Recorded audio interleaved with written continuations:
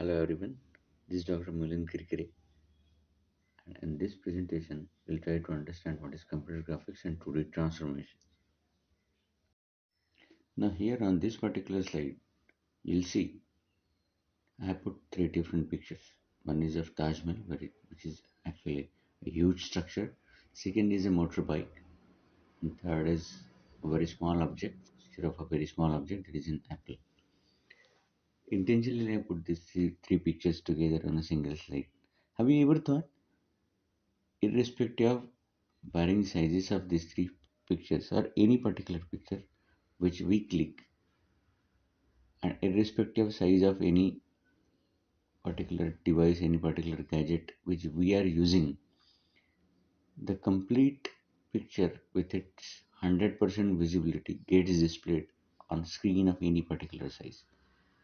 So how to display a particular picture of any size on a computer screen of same size or any size? I'm sure you must have thought or given a thought to this particular point at any particular time. What may be the solution for this?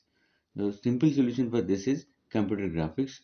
Basically, computer graphics, it makes use of various algorithms and techniques which are used to generate graphics in the computers, and it basically helps the programmers to simplify this process of displaying a particular picture of any size on a screen or a computer, the same size or maybe of different sizes. Now we'll quickly try to understand what is a computer graphics. Now we can call computer graphics as an art of drawing or creating different pictures on the computer screens. Needless to mention that it makes use of various programming techniques, various programs. Now what does computer graphics basically does? It involves computations, so calculations, then creation of various components, various parts, various models, various drawings, and manipulation of the data.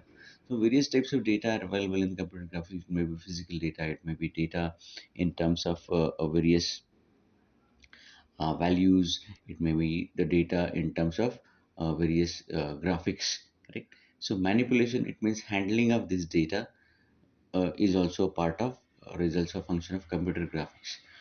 It is also used as a rendering tool, very powerful rendering tool, in order to generate or manipulate the particular image.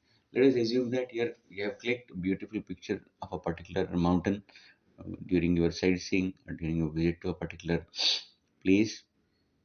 Now what happens, if you want to render very different environments, very different, uh, you can call very different effects to the particular image which you have captured, that is possible with the help of computer graphics.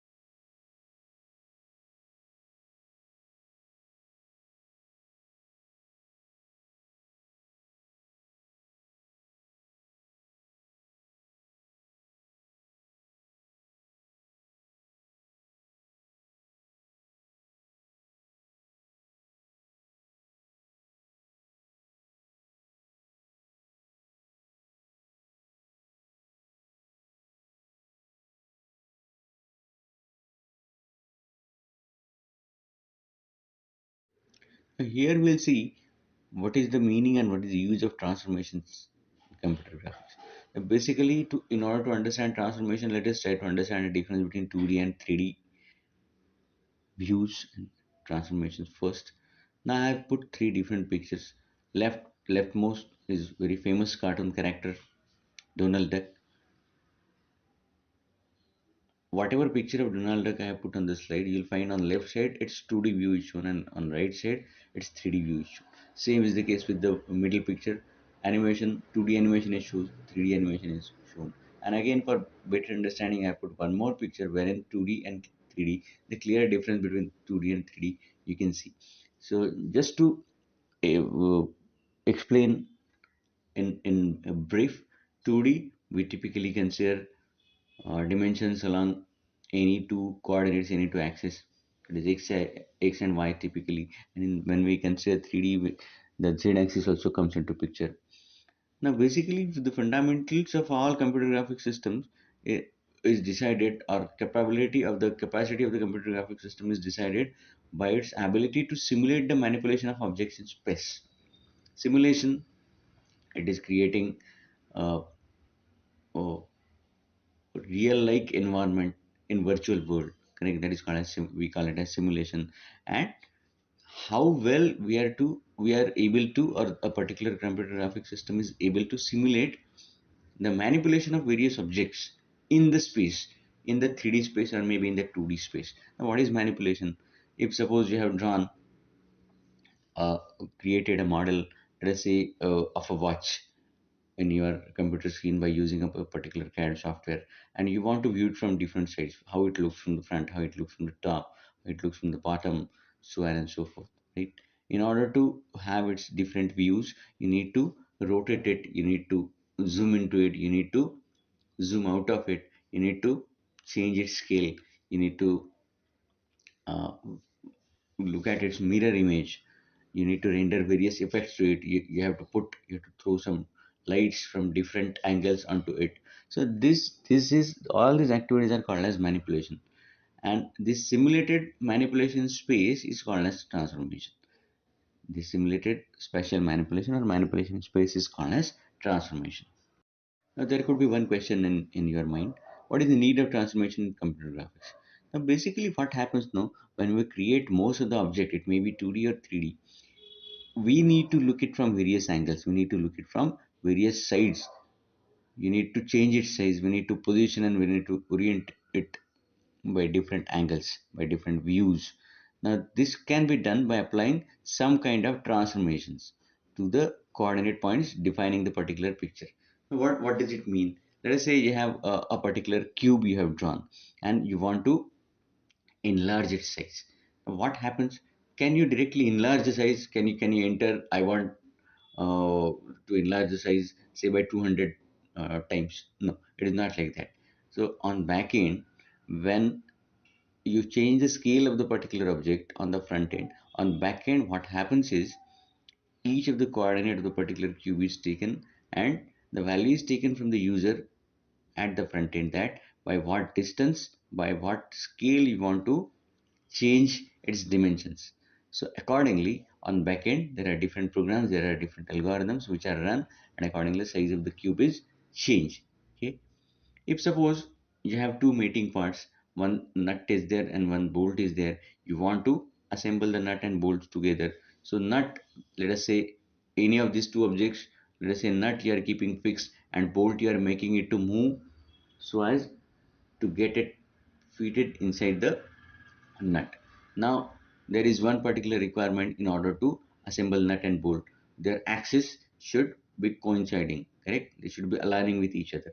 So, once you align the axis with each other, the axis of nut and bolt is aligned. What you do, you make the bolt to move along a straight line so that it gets fitted inside the nut.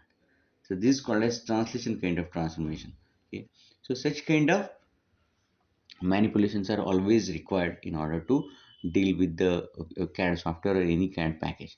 Now, once you prepare the particular model, the models you can place in the different environments, right? In actual practice, the models can be placed in different environments.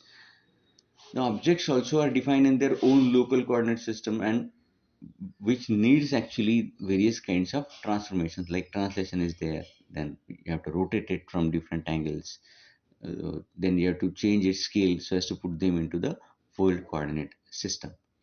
So that is basically the need of computer graphics and need of transformations in computer graphics.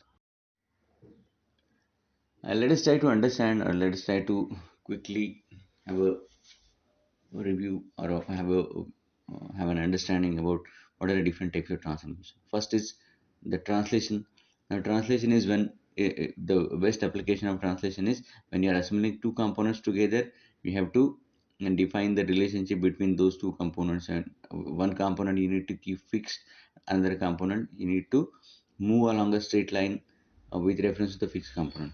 Just like what example we just now previously saw, uh, the example of nut and bolt. Okay.